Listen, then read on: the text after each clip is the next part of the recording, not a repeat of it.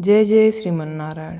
मैं सीता श्रीनिवास आज आप सबको बताऊंगी अघोर चतुर्दशी क्या है, अघोर चतुर्दशी का महत्व क्या है, अघोर चतुर्दशी पूजा विधि और पूजा सामग्री क्या है।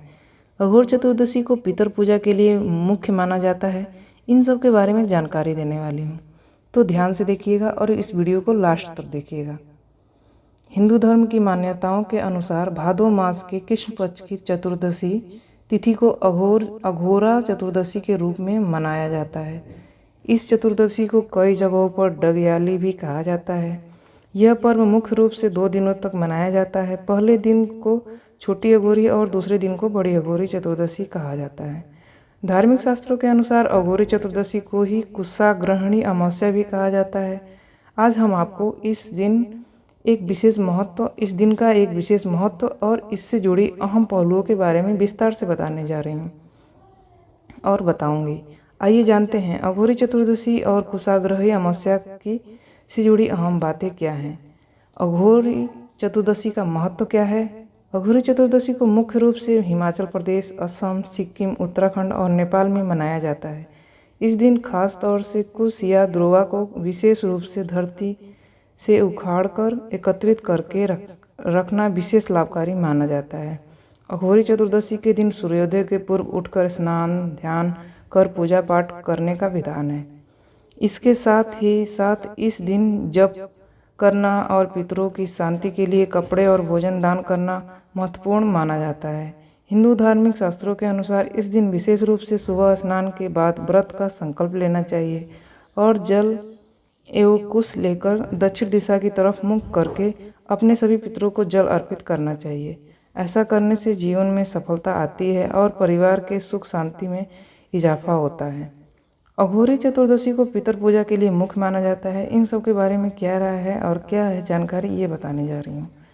अघोर चतुर्दशी के दिन खास तौर से पितरों से जुड़े कार्य किए जाते हैं। इस दिन पितरों को आत्मा की शांति के लिए व्रत रखना चाहिए।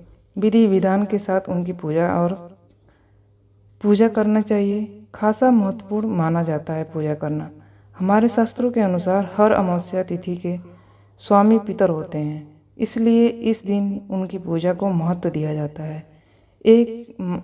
एक अन्य मान्यता के अनुसार अश्विनी मास के कृष्ण पक्ष में आने वाले पितृ पक्ष की शुरुआत अघोर चतुर्दशी के दिन ही की जाती है। इस दिन सभी देवताओं में शिव की पूजा की जाती है और शिव की पूजा सर्वश्रेष्ठ माना जाता है।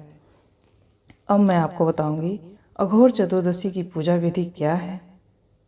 जैसा कि नाम से ही स्पष्ट है, अघोर चतुर्दशी को अघोरी के लिए खास माना जाता है। इस दिन शिव के उपासक विशेष रूप से शिव की आराधना करते हैं। हिमाचल के ग्रामीण इलाकों में ऐसी मान्यता है कि आज के दिन भूत प्रेत भी स्वतंत्र घूमते हैं, इसलिए लोग बुरी आत्माओं के प्रभाव से बचने के लिए अपने अपने घर के दरवाजे और खिड़कियों पर कांटेदार झाड़ियाँ लगा देते हैं। हिमाचल प्रदेश के ग्रामीण इलाकों में ये परंपरा कई वर्षों से चली आ रही है। दूसरी तरफ इस दिन को कुशाग्रहणी अमावस्या के रूप में मनाए जाने के कारण इस दिन कुश और जल लेकर पितरों का खास पूजा की जाती है। सूर्योदय से पूर्व उठकर स्नान करने के बाद हाथों में जल लेकर पितरों को अर्पित किया जाता है। इस दौरान इस्तेमाल किए जाने वाले कुश को तोड़ने में इस बात का खास ध्यान रखा जाता है कि वो कहीं से कटा और सूखा ना हो।